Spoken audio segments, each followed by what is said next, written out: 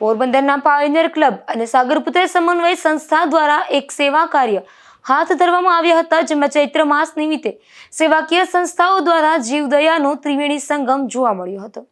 પોરબંદરમાં pioneer club ladies wing અને સાગરપુત્ર સમન્વય સંસ્થાના સંયુક્ત ઉપક્રમે શહેરના ઇન્દ્રેશ્વર મહાદેવ મંદિર પાસે આવેલી ગૌશાળા ખાતે ગાય માતાઓને લીલો ઘાસચારો ખવડાવવામાં આવ્યો હતો, તેમજ પક્ષીઓ માટે ચણની વ્યવસ્થા કરવામાં આવી હતી અને રખડતા શ્વાનોને બિસ્કિટ ખવડાવવામાં આવ્યા હતા. તો પ્રકૃતિના નાનામાં નાના જીવ એવા કીડીઓ માટે કીડિયારું પૂરવાનો પ્રોજેક્ટ પણ કરવામાં આવ્યો હતો.